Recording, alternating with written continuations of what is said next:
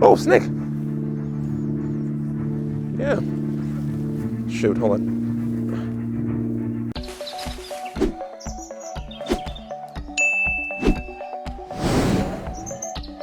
All right, what's going on, you guys? We are here at one of my local parks in Juanita Bay. It's a pretty empty area, pretty quiet day, beautiful. So I'm just gonna take this time and just chill and just do some bird watching. I really have a mission to find some snakes today because I haven't found any snakes in a while, and I'm really itching for snakes. So here we go, we're on a mission, snakes and birds. Let's go. Juanita Bay Park is what's known as a lacustrine wetlands, meaning there's a wetland situated next to a lake. Wetland habitats serve essential functions in an ecosystem, including acting as water filters, providing flood and erosion control, and furnishing food for fish and wildlife.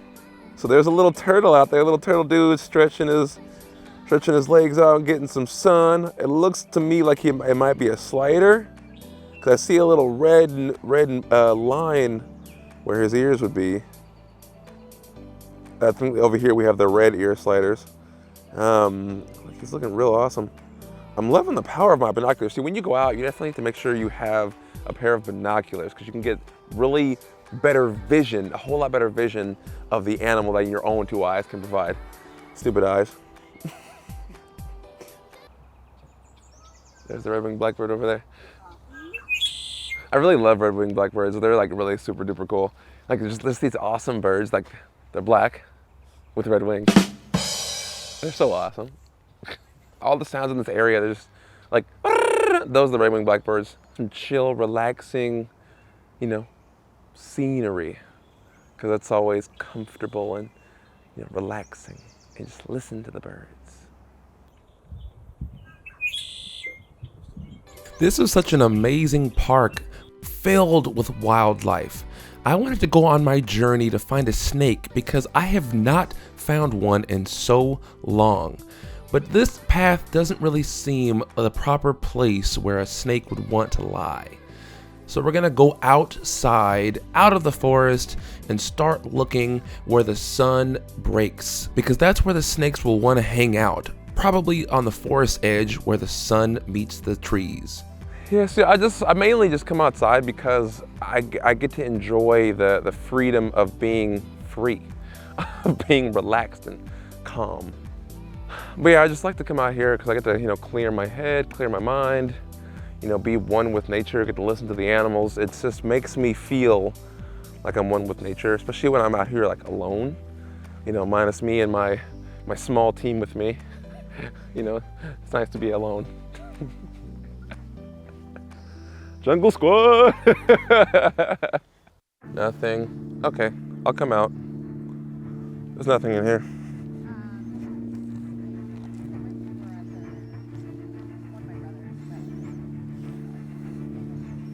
Oh, snake! Yeah. Shoot, hold on. Oh, yeah. Yeah, so this is a garter snake. He has quite a few wounds. He has a couple of broken bones, looks like. All through. Oh, he's good. No biting, no biting. It's okay, big guy. So you're a little garter snake. His bite wouldn't hurt, but look at his blue on his belly. See his blue? Isn't that pretty?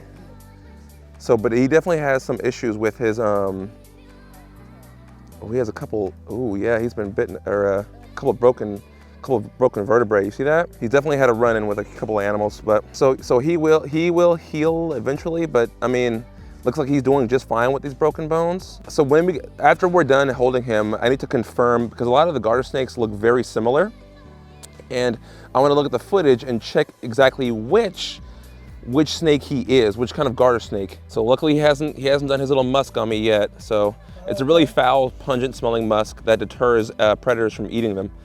But he's pretty chill. He's not gonna bite me. Garter snakes, see, this is how snakes are. They just want to get away. He seems to be pretty small, so he wants to just, like he could be like a couple of years, maybe a year and a half, 2 years old. Is they have these scoots on their they have these plates on their face. You count the scales, and the scales on top of the head. They can all be very different. I need to check, but it's a certain amount of scales. So it looks like he might be due for a shed almost. I can see his eye. There's a cap almost covering his eye to make it that blue color. So let's go ahead and let him go where we found him, because he does seem to be getting, I don't want him to get too stressed out. But here we go, little man. Bye-bye.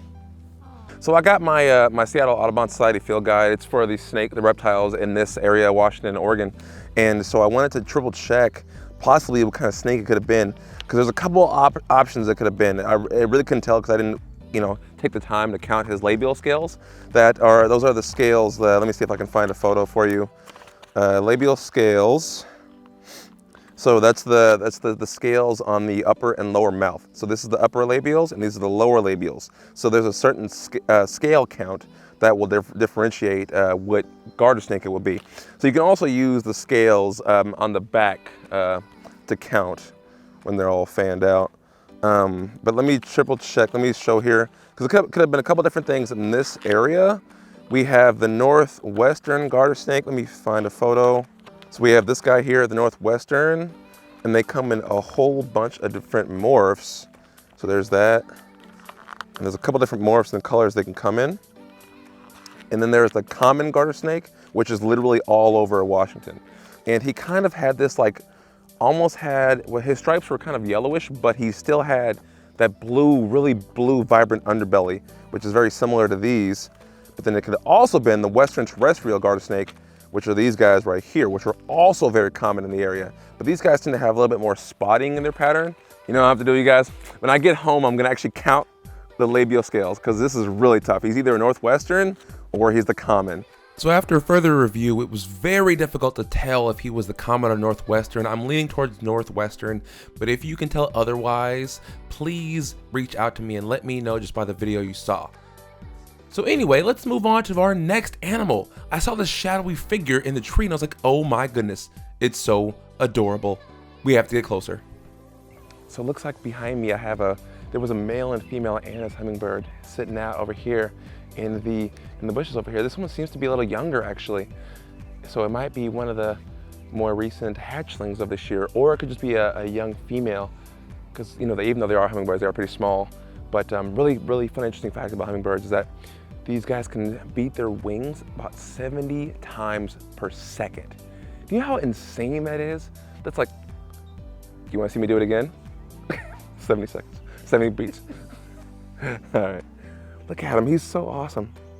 But you see their throat patch is really vibrant red and it has like these shimmers of like pinkish purple, really beautiful.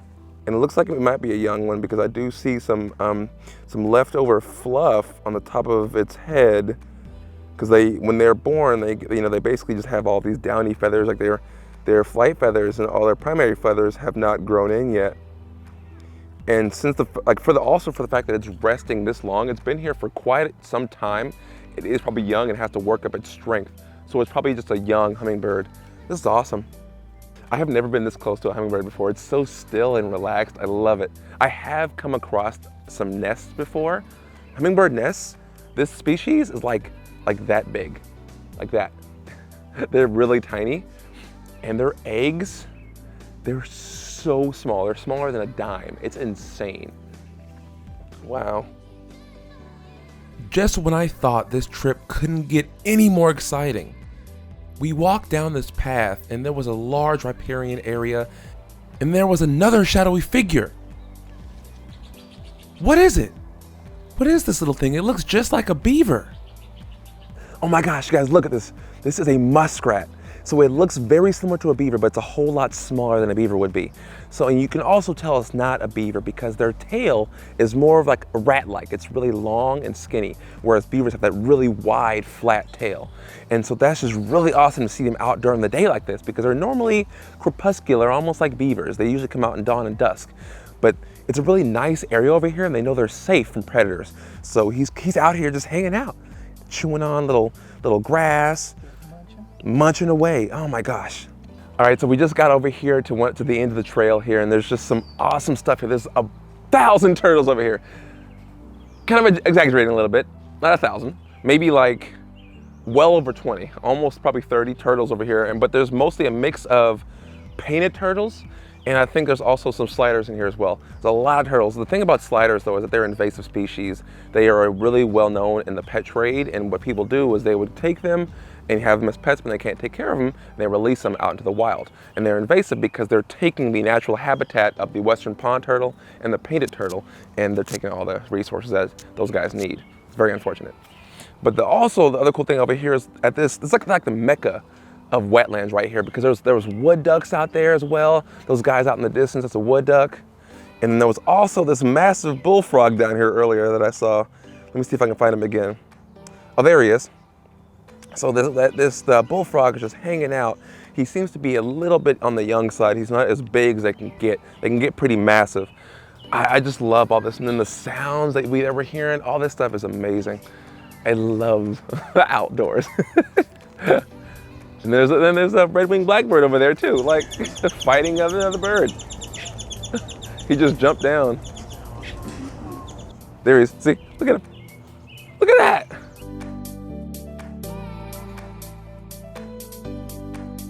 So we can't really see this on camera, but there's also a great blue heron way over there in the distance on the edge of the marsh. So what he's looking for is he's on the prowl. You can kind of tell he's on the prowl for small amphibians like frogs and things. They eat a lot of those. They can find a snake, they'll eat a snake. They'll find a fish, they'll eat a fish. They eat all those different animals, and they're so amazing how big they can get. Their wingspan is about, what, 5 feet, I believe. They're massive, massive birds. Okay, so I said there was about 20 or 30, but I'm pretty sure I miscounted, so here's what we're gonna do. I'm gonna count them all right now. Ready? Let's go. 1, 2, 3, 4, 5, 6, okay, it's too many. I give up. I give up. It's too many. No, I'm just kidding. Let's do this for real. 1, 2, 3, 4, 5, 6, 7, 8, 9, 10, 11, 12, 13, 14, 15, 16, 17, 18, 19, 20, 21, 22, 23, 24, 25, 26, 27, 28, 29, 30, 31, 32, 33, 34, 35, 36, 37, 38, 39, 40, 41, 42, 43, 44, 45, 46, 47, 48, 49. 50 turtles. There are exactly 50 turtles on these 2 logs. How? Mind blown. All right, you guys, we had an awesome time out here looking for animals out here in the Juanita Bay Park. Saw some snakes, some turtles, hummingbirds. It was just awesome, you guys. So I just want to remind you guys to just stay safe, stay healthy. Go ahead and get out in your backyards and look for some animals, because they are right there waiting for you to see them. So what I'm going to do right now is I'm going to get comfy, relax, and listen to some sounds.